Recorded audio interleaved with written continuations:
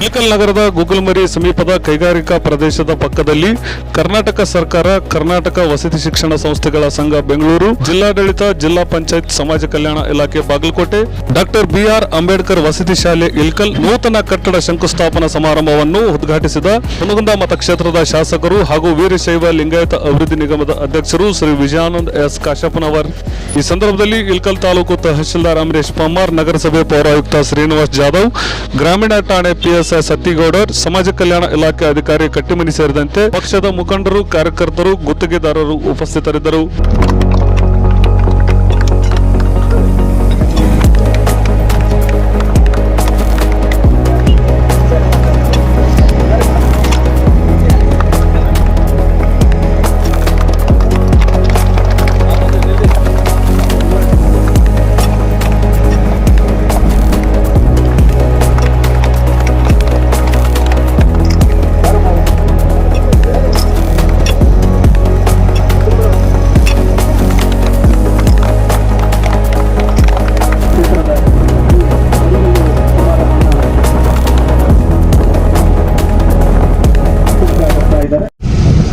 ಎರಡು 2017ರಲ್ಲಿ ಇವತ್ತು ಅಂದಿನ ಸರ್ಕಾರದಿಂದ ಈ ವಸತಿ ಶಾಲೆ ನಮ್ಮ ಇಳಕಲ್ ನಗರಕ್ಕೆ ಅವಶ್ಯಕತೆ ಇದೆ ಅಂತ ಹೇಳಿ ನಾನು ಅಂದಿನ ಸರ್ಕಾರದ ನಮ್ಮ ಮಾನ್ಯ ಸಚಿವರಾದಂತಹ ಎಚ್ ಆಂಜನೇಯ ಅವರಿಗೆ, ಸಮಾಜ ಕಲ್ಯಾಣ ಇಲಾಖೆ ಸಚಿವರಿಗೆ ನಾನು ಮನವಿ ಮಾಡಿಕೊಂಡಾಗ ತಕ್ಷಣವೇ ಅವರು ಈ ಅಂಬೇಡ್ಕರ್ ವಸತಿ ಶಾಲೆಯನ್ನ ನಮಗೆ ಮಂಜೂರಾತಿಯನ್ನು ಕೊಟ್ಟು ಅದನ್ನ ತಾತ್ಕಾಲಿಕವಾಗಿ ಒಂದು ಬಾಡಿಗೆ ಕಟ್ಟಡದಲ್ಲಿ ಶಾಲೆ ಪ್ರಾರಂಭ ಮಾಡೋದು ಕೂಡ ಅನುಮತಿಯನ್ನು ಕೊಟ್ಟಿರುವ ಹಿನ್ನೆಲೆಯಲ್ಲಿ ನಾವು ಇಳಕಲ್ ಜೋಶಿ ಗಲ್ಲಿಯಲ್ಲಿ ಒಂದು ಬಾಡಿಗೆ ಕಟ್ಟಡದಲ್ಲಿ ಈ ಶಾಲೆಯನ್ನ ನಾವು ಪ್ರಾರಂಭ ಮಾಡಿ ಕೂಡ ಮಾಡಿದೆ. 17ರಲ್ಲಿ ಪ್ರಾರಂಭ ಆದಂತ ಈ ಒಂದು ವಸತಿ ಶಾಲೆ, ಇದಕ್ಕೆ ಸ್ವಂತ ಕಟ್ಟಡ ಇರಲಿಲ್ಲ, ಸ್ವಂತ ಕಟ್ಟಡದ ಅವಶ್ಯಕತೆ ಇತ್ತು. ಒಂದು ಸುವ್ಯವಸ್ಥೆಯಲ್ಲಿ ಇವತ್ತು ನಡೆದಂತಹ ಒಂದು ಶಾಲೆ ಬಹುತೇಕ ಮಕ್ಕಳ ಸಂಖ್ಯೆ ಅನುಗುಣವಾಗಿ ಇವತ್ತು ಒಂದು ಸ್ವಂತ ಕಟ್ಟಡ ಹೊಂದಬೇಕು.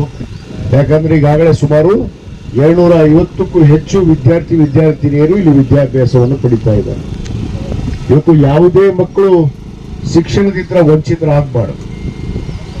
ಅದು ಬಡ ಮಕ್ಕಳು ಇರ್ಬೋದು, ಇವತ್ತು ಅನೇಕ ಶಿಕ್ಷಣ ಸಿಗಲಾರದಂತ ಪರಿಸ್ಥಿತಿ ಅಂತ ಎದುರಿಸುವಂತ ಮಕ್ಕಳಿಗೆ ಶಿಕ್ಷಣ ದೊರಕಲೇಬೇಕು ಅನ್ನೋ ಉದ್ದೇಶದಿಂದ ಇವತ್ತು ಸರ್ಕಾರ ಡಾಕ್ಟರ್ ಬಾಬಾ ಸಾಹೇಬ್ ಅಂಬೇಡ್ಕರ್ ಅವರ ವಸತಿ ಶಾಲೆಯನ್ನ ಇವತ್ತು ಮಂಜೂರಾತಿಯನ್ನ ಮಾಡಿದೆ.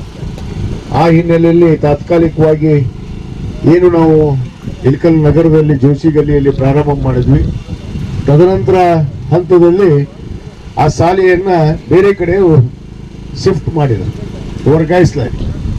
ಬಹುತೇಕ ಅದು ತೊಂಡೇಳ ಗ್ರಾಮದ ಒಂದು ಕುರಿ ಸಡ್ಡಲ್ಲಿ ಪ್ರಾರಂಭ ಮಾಡಿದ್ರು. ನನಗೆ ಬಹಳ ಬೇಜಾರು ಅನ್ಸುತ್ತೆ.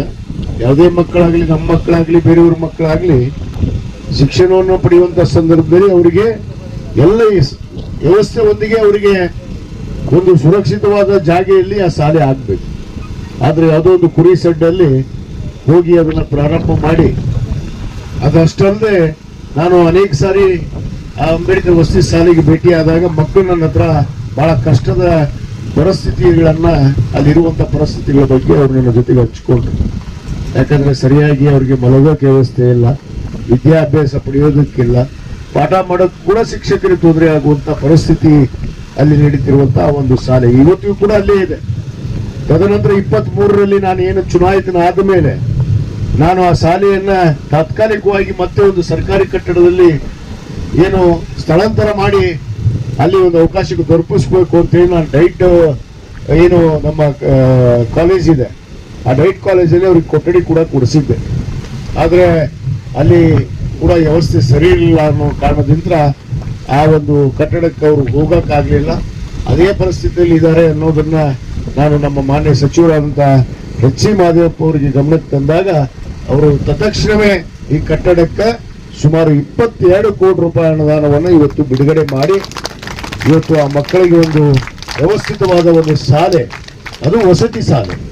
ಯಾಕಂದ್ರೆ ಮಕ್ಕಳು ಇಲ್ಲೇ ವಾಸ ಮಾಡುವಂಥದ್ದು, ಆ ವಾಸ ಮಾಡುವಂಥ ಸಂದರ್ಭದಲ್ಲಿ ಅವ್ರಿಗೆ ಎಲ್ಲ ವ್ಯವಸ್ಥೆಗಳು ಒದಗಬೇಕು. ಯಾಕಂದ್ರೆ ಶಿಕ್ಷಣ ಪಡೆಯುವಂಥದ್ರಲ್ಲಿ ಅವರಿಗೂ ಕೂಡ ಯಾವುದೇ ಕುಂದುಕೊರತೆಗಳು ಆಗ್ಬಾರ್ದು ಅನ್ನೋ ಉದ್ದೇಶದಿಂದ ಇವತ್ತು ನಮ್ಮ ಸರ್ಕಾರ ಏನು 22 ಕೋಟಿ ರೂಪಾಯಿಯನ್ನ ಈಗಾಗಲೇ ಮಂಜೂರಾತಿ ಮಾಡಿದೆ.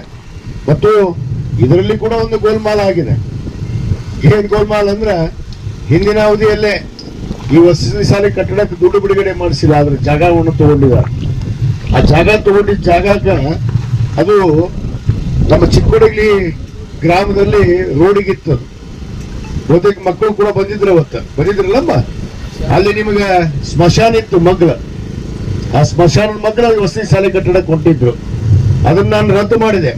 ಅಲ್ಲಿ ಆದ್ರೆ ನಾನು ಕಟ್ಟಡ ಮಾಡುವುದಿಲ್ಲ, ಇದಕ್ಕೊಂದು ಒಳ್ಳೆಯ ಜಾಗವನ್ನು ಕೊಡಿಸಿ ಒಳ್ಳೆಯ ವಾತಾವರಣದಲ್ಲಿ ನಮ್ಮ ಮಕ್ಕಳು ವಿದ್ಯಾಭ್ಯಾಸವನ್ನು ಪಡಿಬೇಕು ಅಂತೇಳಿ ಇವತ್ತು ನಾನೇ ಈ ಜಾಗವನ್ನು ಆಯ್ಕೆ ಮಾಡಿ ಇಲ್ಲಿ ಶಾಲೆಯನ್ನು ಕಟ್ಟಿಡುವಂತ ಕೆಲಸ ಇವತ್ತು ಮಾಡ್ತಾ ಇದ್ದೀವಿ. ಯಾಕಂದ್ರೆ ನಮ್ಮ ದಂಡಾಧಿಕಾರಿಗಳಿಗೆ ನಾನು ಹೇಳಿದೆ, ಒಂದು ಒಳ್ಳೆಯ ಜಾಗ ಹುಡುಕಿ ಕೊಡ್ರಿ ಅಂದಾಗ ಇಲ್ಲಿ ಈಗಾಗಲೇ ನಾವು ಒಂದು ಪ್ರವಾಸ ಮಂದಿರ ಕಟ್ತಾ ಇದ್ದೀವಿ ಮತ್ತು ಇಲ್ಲಿ ಒಂದು ಏನು ಉದ್ಯಾನವನವನ್ನು ಮಾಡ್ತಾ ಇದ್ದೀವಿ. ನಮ್ಮ ಅರಣ್ಯ ಇಲಾಖೆ ವತಿಯಿಂದ ಸುಮಾರು ಅರಣ್ಯ ಇಲಾಖೆ ಹತ್ರ 2 ಕೋಟಿ ರೂಪಾಯಿ ವೆಚ್ಚದಲ್ಲಿ ಒಂದು ಉದ್ಯಾನವನ ಮಾಡ್ತಾ ಇದ್ದೀವಿ.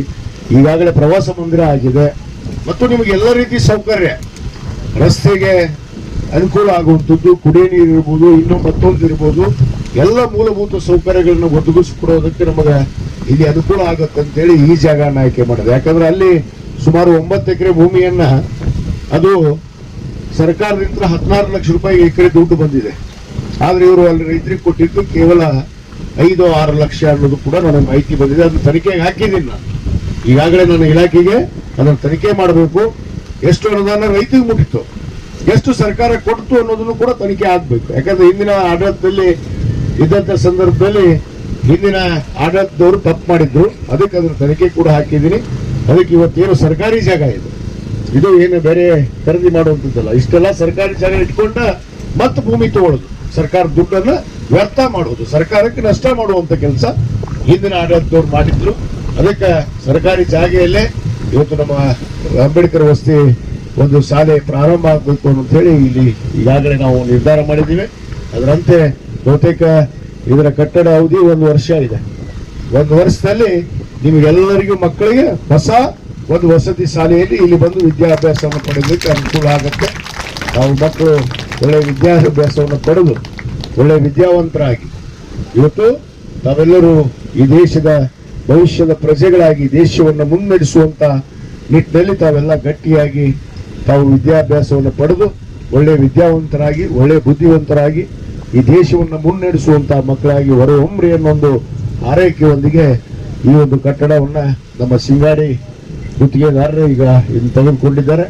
ಅದಕ್ಕೆ ನಾನು ಇಲ್ಲಿ ನಮ್ಮ ಇಲಾಖೆಯವರಿಗೆ ಮತ್ತು ನಮ್ಮ ಎಲ್ಲರಿಗೂ ಕೂಡ ಅವರಿಗೆ ಸಹಕಾರವನ್ನು ನೀಡಿ ಒಂದು ಗುಣಮಟ್ಟದ ಕಟ್ಟಡ ಆಗಿ ಬೇಗನೆ 1 ವರ್ಷದ ಅವಧಿಯಲ್ಲಿ ಇದು ಮುಗಿಲಿ ಅಂತ ಒಂದು ಮಾತನ್ನು ಕೂಡ ಈ ಸಂದರ್ಭದಲ್ಲಿ ಹೇಳಿ ಮತ್ತೊಮ್ಮೆ ನಮ್ಮ ಅಂಬೇಡ್ಕರ್ ವಸತಿ ಶಾಲೆಯ ವಿದ್ಯಾರ್ಥಿನಿಯರಿಗೆ ಶುಭವನ್ನು ಕೋರಿ ಎಲ್ಲರಿಗೂ ವಂದಿಸಿ ನನ್ನ 2 ಮಾತನ್ನು ಮುಗಿಸ್ತೇನೆ. ಜೈ ಹಿಂದ್, ಜೈ ಕರ್ನಾಟಕ.